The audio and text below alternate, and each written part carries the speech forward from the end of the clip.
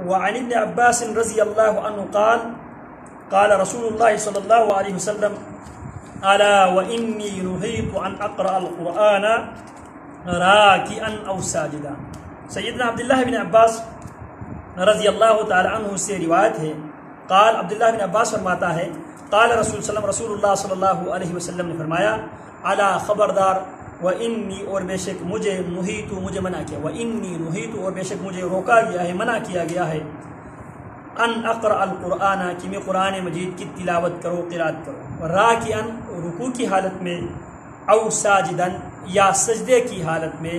قرآن مجید کی قرات کرنے سے مجھے منع کیا گیا ہے۔ الا خبردار، وانی اور بے شک مجھے نہیت منع کیا گیا ہے، ان اقرأ یہ کہ میں قرات کروں، القرآن قرآن کی قرات کروں، راکعا رکوع کی حالت میں،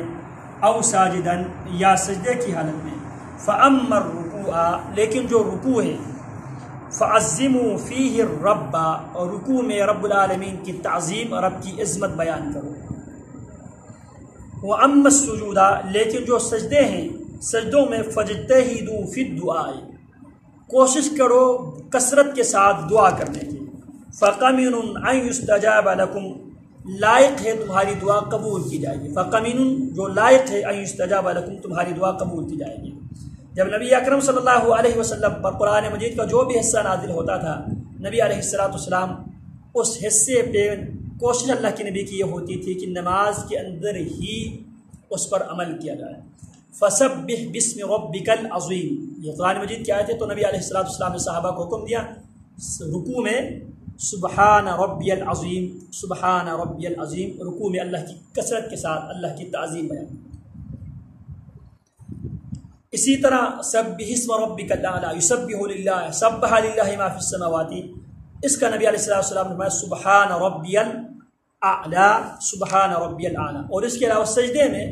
کثرت کے ساتھ نبی علیہ السلام نے فرمایا دعا کرو، کیوں؟ فقمن ان یستجاب لکم لائق ہے تمہاری وہ دعا قبول ہو جائے گی، کیونکہ نبی علیہ السلام نے فرمایا انسان سب سے زیادہ سجدے کی حالت میں اپنے رب کے زیادہ قریب ہوتا ہے، تو لہٰذا سجدے میں کثرت کے ساتھ دعا کیا کرو۔ اور قرآن مجید میں بھی اللہ نے فرمایا واسجد واقترب، سجدہ کیجیے اور اللہ کے قرب حاصل کیجیے۔ دعا میں امام احمد اور محدثین کے ایک طائفہ کے ہاں رکوع میں تسبیح کہنا اور سجدہ میں دعا کرنا واجب ہے، اور جمہور علماء کے ہاں مستحب ہے، اور حدیث ہذا دلیل ہے اس پر کہ سجدے کی حالت میں دعا کرنا مشروع ہے۔ دنیا و آخرت کی جو بھلائی مانگے مانگ سکتا ہے، جو مانگے مانگ سکتا ہے، اور دنیا آخرت کی جس برائی سے پناہ پکڑ سکتا ہے، اور یہ کہ سجدہ مقام ہے دعا کی قبولیت کا۔ وعن عائشة رضی اللہ تعالی عنہا قالت كان رسول اللہ صلی اللہ علیہ وسلم يقول في ركوعه وسجوده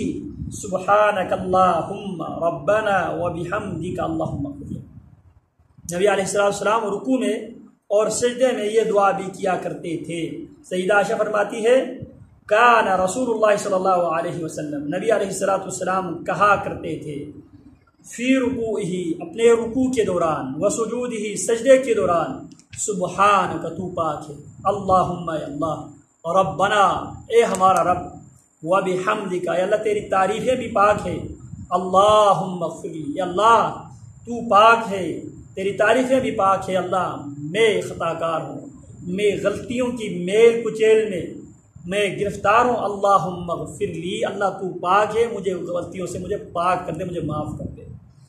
کہا کرتے تھے۔ ہاں حدیث ہذا دلیل ہے اس پر کہ رکوع میں بھی سبحان ربی العظیم اور سجدے میں بھی سبحان ربی الاعلیٰ کے سوا یہ ذکر بھی مشروع ہے۔ کاش ہم لوگ یہ بھی اذکار کرنے پر حریص ہوتے اور ان کا خیر اپنے لیے جمع کرتے۔ اللہم وفق وسدد، اللہم آمین۔